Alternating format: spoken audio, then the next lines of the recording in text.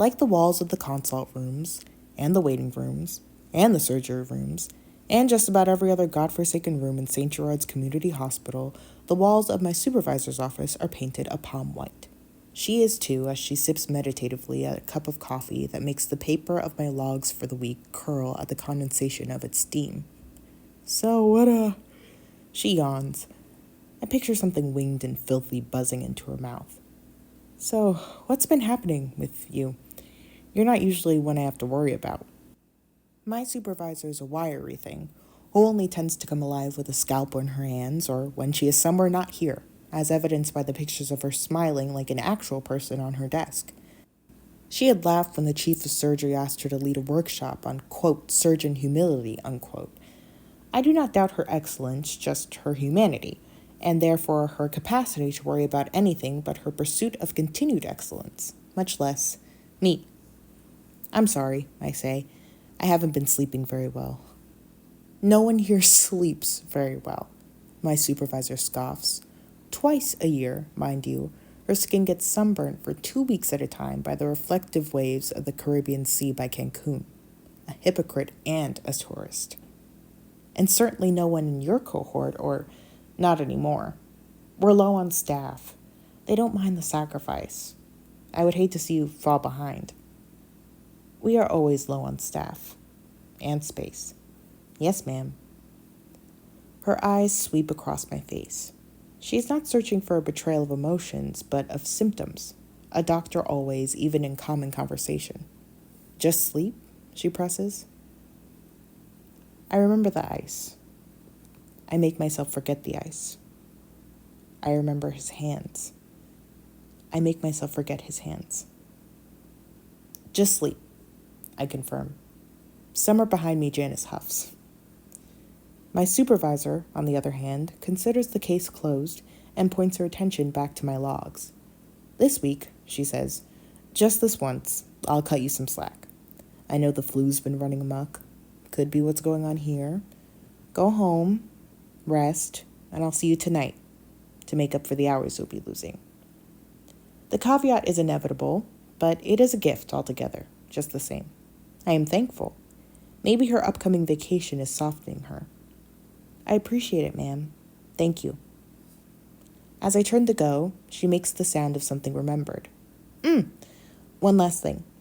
On your way back tonight, I'd like you to pick up cupcakes for the staff. We're unveiling the memorial space for Janice.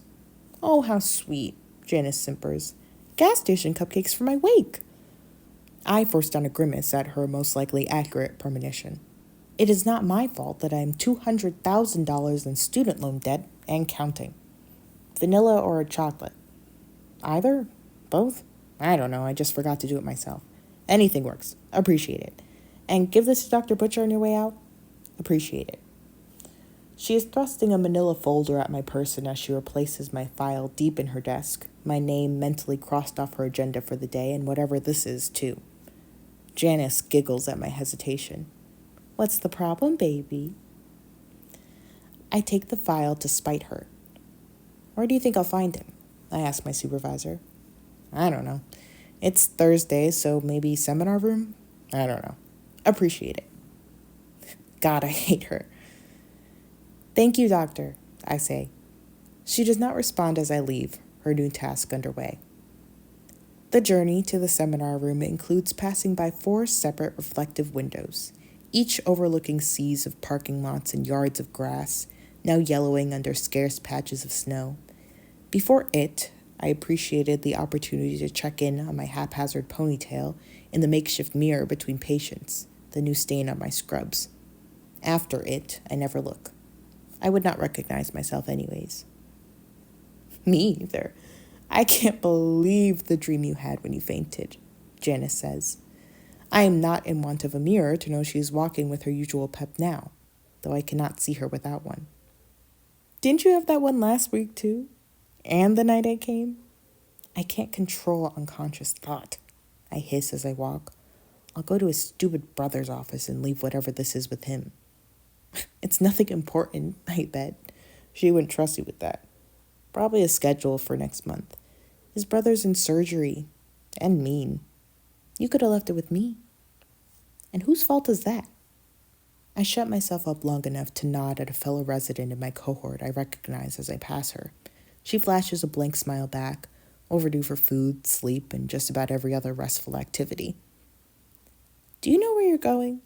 Seminar rooms that way. Butchers that way. Scaredy cat. God, aren't you supposed to be at peace? I take the next correct turn I can find. I am stalling. I hate that she noticed. She notices everything. I can hear her grin. I'm stalling too.